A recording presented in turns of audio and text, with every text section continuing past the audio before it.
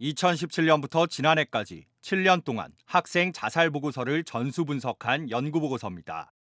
지난 2017년 114명이었던 학생 자살자는 지난해 214명으로 2배 가까이 늘었습니다. 그렇다면 자살 전 학생들은 어떤 문제들을 겪었을까? 학업 문제와 가족 문제, 개인 문제의 비중이 고루 높게 나타났는데 평균 2개의 문제가 중복되는 등 복합적인 양상을 보였습니다. 하지만 이 같은 분석은 모두 사후에 교사의 관찰로 이뤄진 만큼 실제 학생들이 자살한 이유를 정확히 파악하는 데는 한계가 있습니다.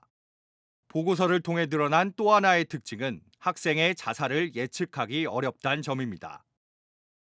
자기 어려움을 굉장히 고민하고 힘들어하는데 표현하지 못하는 친구들, 내가 그냥 참으면 되지 뭐 이렇게 하는 친구들이 생각보다 많다라는 거예요. 그래서 50%는 학교에서 발견하기가 어렵다. 자살한 아이들 대부분은 학교 생활에서 드러나게 문제를 일으키지 않는 경우가 더 많았습니다. 그렇다고 문제가 없는 건 아닙니다. 겉으로 티만 나지 않을 뿐 안으로 곪아가는 마음의 병은 해가 갈수록 심각해지고 있습니다. 특히 이 아이들이 가장 많이 겪었던 마음의 병은 우울이었습니다. 통계 집계가 시작된 2017년부터 지금까지 부동의 1위입니다. 갈수록 심각해지는 마음의 병이 결국 죽음으로까지 번지는 상황. 하지만 문제가 겉으로 티가 나지 않는다는 이유만으로 지원 시기도 놓치면서 아이들의 안타까운 죽음은 계속되고 있습니다. EBS 뉴스 진태입니다.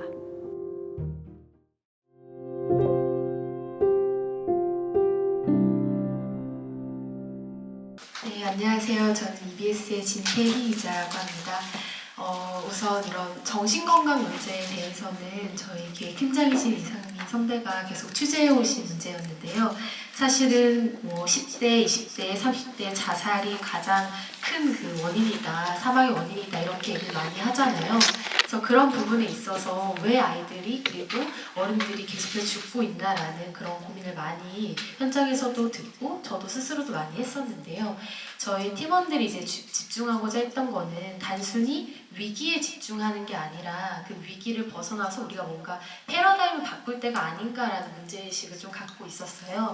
보통 코로나19 이후로 아이들이 많이 위기를 겪고 있고 또 학교 현장에서 되게 힘들어한다라는 얘기가 정말 많았는데 사실 그거 말고 우리가 이 위기 학생을 포착하고 이 아이들을 선별 집중하는 데서 벗어나서 좀 더 보편적인 마음건강 교육으로 가야 하지 않을까라는 문제의식이 있었고 또 미국이나 이런 해외 선진 사례에서는 이미 그렇게 잘하고 있는 경우가 많았어요. 그래서 그런 패러다임의 전환을 위해서 좀 16편 정도의 분량을 준비해서 기획 보도를 이어갔었고요.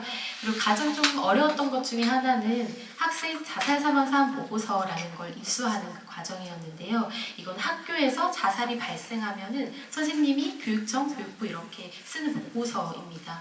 근데 이게 굉장히 분량이 많기도 하지만 한편으로 정말 내밀한 영역의 부분을 많이 적는 거기 때문에 입수하는 과정에서 되게 어려움이 많았는데 저희 그 취재팀 전체가 달려들어서 열심히 입수했던 기억이 있고 앞으로도 이런 정신건강 문제는 더 커질 것 같아요. 그래서 좀 더 열심히 취재해서 후속 보도 이어가겠습니다.